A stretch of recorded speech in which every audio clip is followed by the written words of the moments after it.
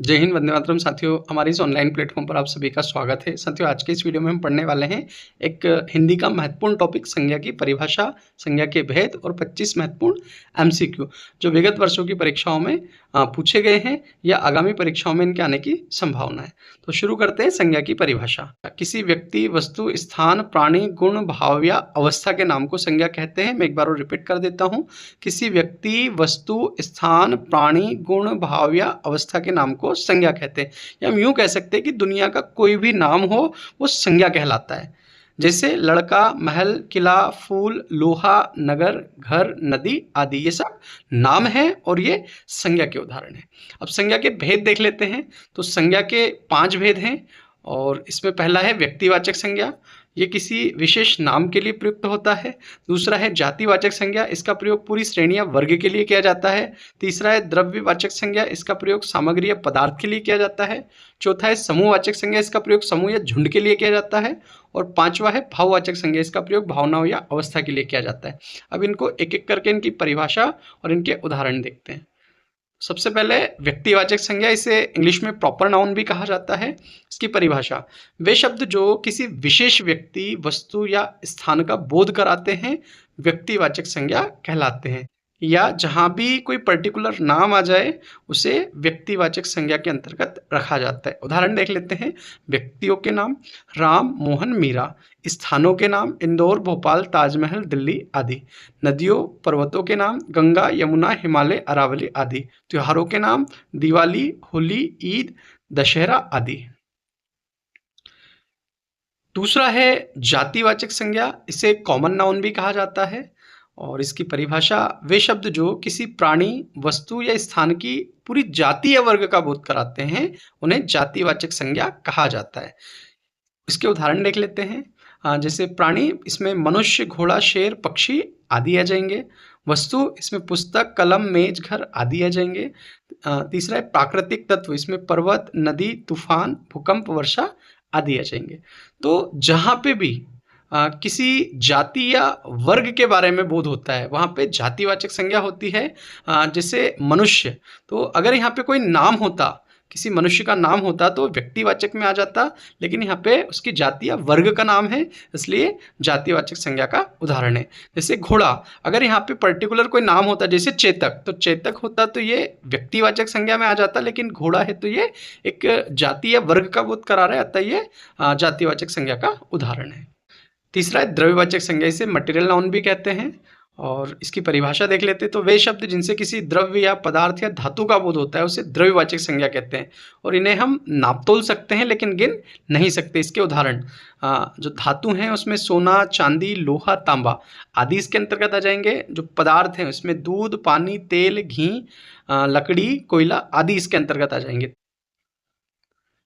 इसके बाद है समूहवाचक संज्ञा। इसे कलेक्टिव नाउन भी कहा जाता है। इसकी परिभाषा देख लेते हैं। वे शब्द जो किसी एक व्यक्ति के बजाय पूरे समूह या समुदाय का बोध कराते हैं उसे समूहवाचक संज्ञा कहा जाता है। वे शब्द जो किसी एक व्यक्ति के बजाय पूरे समूह या समुदाय का बोध कराते हैं ऐसे शब्दों को समूहवाचक संज्ञा कहा जाता है। उदाहरण देख लेते हैं। जैसे सेना, पुलिस, कक्षा, परिवार, भीड़, गुच्छा, चाबियों का गुच्छा, सभा, गुलदस्ता, संघ, समिति, जुलूस, गिरोह, मेला, फौज, झुंड आदि ये सभी समूहवाचक संज्ञा के उदाहरण हैं। पांचवा भाववाचक संज्ञा। इसे एब्स्ट्रैक्ट नाउन भी कहा जाता है। इसकी परिभाषा, वे शब्द जिनसे किसी व्यक्ति या वस्तु के गुण, दोष, दशा, स्वभाव या भाव का बोध होता है उन्हें भाववाचक संज्ञा कहते हैं। इन्हें केवल महसूस किया जा सकता है, देखा या छुआ नहीं जा सकता। इसके उदाहरण देख लेते हैं। बचपन, बुढ़ापा, ईमानदारी, खुशी, मिठास, क्रोध, प्रेम, वीरता, सुंदरता, मानवता, थकावट आदि इन्हें हम केवल महसूस कर सकते हैं। इसके बाद विभिन्न प्रतियोगी परीक्षाओं के पैटर्न को ध्यान में रखते हुए यहाँ संज्ञा से संबंधित 25 महत्वपूर्ण बहुविकल्पी प्रश्न या एमसीक्यूज जो है वो दिए जा रहे हैं। तो एक एक करके इन एमसीक्यूज को हम देखेंगे। साथियों, आप भी हमें कमेंट बॉक्स में इनके उत्तर भेज सकते हैं। तो पहला प्रश्न है, बुढ़ापा एक प्रकार का अभिशाप है, रेखांकित शब्द में कौन सी संज्ञा है? तो साथियों, अगर आप चाहते हैं तो आप इसका जो उत्तर है वो हमें कमेंट बॉक्स में भेज सकते हैं। तो इसमें पहला है जातिवाचक, दूसरा है व्यक्तिवाचक, तीसरा है भाववाचक, चौथा है समूहवाचक। तो इस प्रश्न का सही उत्तर है ऑप्शन सी, भाववाचक। तो बुढ़ापा जो है एक भाववाचक संज्ञा का उदाहरण है। दूसरा प्रश्न है, निम्नलिखित में से कौन सा शब्द व्यक्तिवाचक संज्ञा है? इसमें पहला ऑप्शन है गाय, दूसरा है पहाड़, तीसरा है यमुना और चौथा है आम। तो इस प्रश्न का सही उत्तर है ऑप्शन सी, यमुना। तीसरा प्रश्न है, मित्रता भाववाचक संज्ञा किससे बनी है? तो पहला ऑप्शन है जातिवाचक संज्ञा से, दूसरा है सर्वनाम से, तीसरा है विशेषण से, चौथा है क्रिया से। तो इस प्रश्न का सही उत्तर है ऑप्शन ए, जातिवाचक संज्ञा से। चौथा प्रश्न है, कौन सा शब्द जातिवाचक संज्ञा नहीं है? जवान, बालक, सुंदर, मनुष्य। तो इस प्रश्न का सही उत्तर है ऑप्शन सी, सुंदर। पांचवा प्रश्न है, सच्चरित्रता किस मूल शब्द से बना है?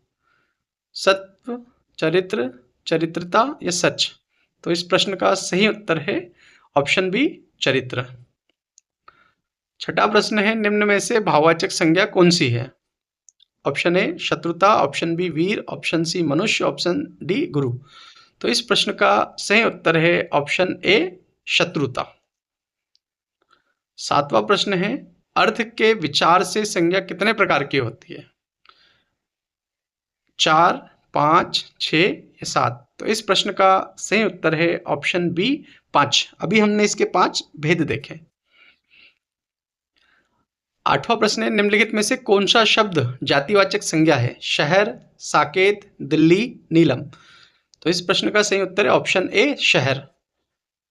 अगर किसी पर्टिकुलर शहर का नाम होता है जैसे इंदौर, तो ये व्यक्तिवाचक संज्ञा के अंतर्गत आ जाता है। भोपाल ये व्यक्तिवाचक संज्ञा के अंतर्गत आता।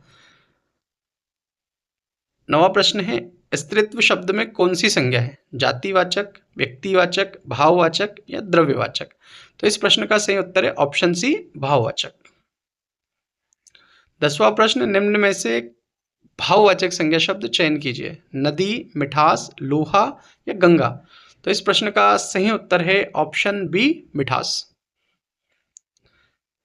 11वां प्रश्न, इसका उत्तर आप हमें कमेंट बॉक्स में भी दे सकते हैं। हमारे देश में जयचंदों की कमी नहीं है। यहां जयचंदो संज्ञा के किस भेद के अंतर्गत आता है? व्यक्तिवाचक, समूहवाचक, जातिवाचक, भाववाचक।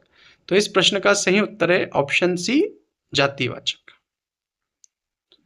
इसकी व्याख्या हम लास्ट में देखेंगे।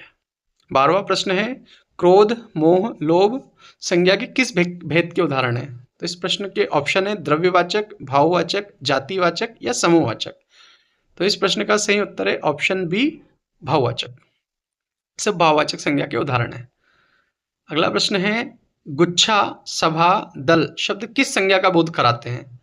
तो इसका ऑप्शन ए है जातिवाचक, बी है भाववाचक, सी है समूहवाचक और डी है व्यक्तिवाचक। इसका सही उत्तर है ऑप्शन सी, समूहवाचक। 14वां प्रश्न है, सुंदर की भाववाचक संज्ञा क्या होगी? तो ऑप्शन ए सुंदरता, ऑप्शन बी सौंदर्य, ऑप्शन सी ए और बी दोनों, ऑप्शन डी सुंदरी। तो इस प्रश्न का सही उत्तर है ऑप्शन सी, ए और बी दोनों। इसमें सुंदरता और सौंदर्य दोनों ही आ जाएंगे।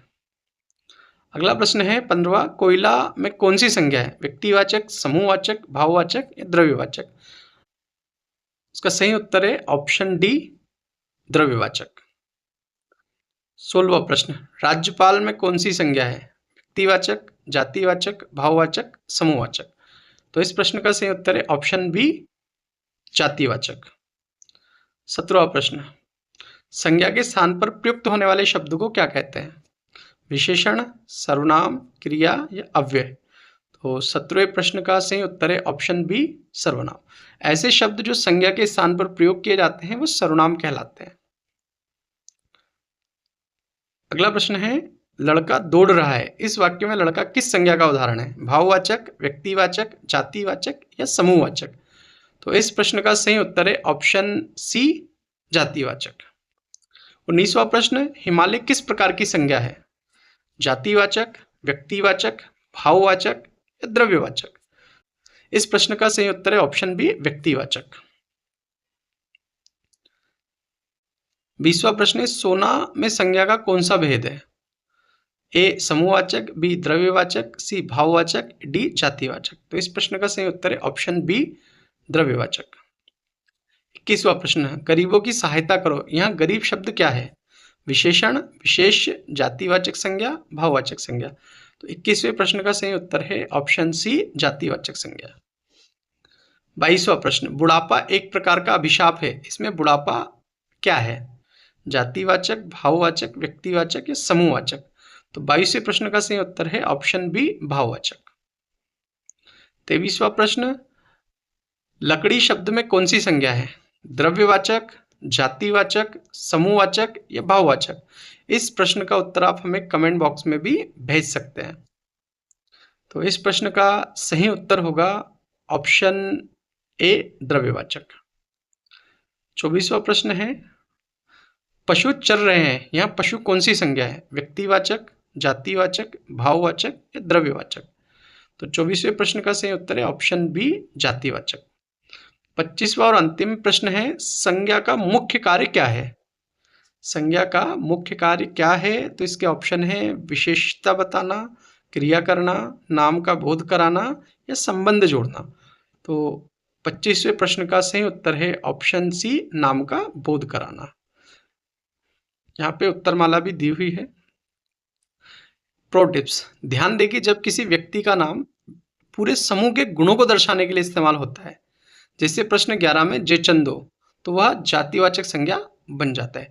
धन्यवाद साथियों, अगर आपको हमारा वीडियो पसंद आए तो हमारे चैनल को सब्सक्राइब करिए, वीडियो को लाइक और शेयर करिए।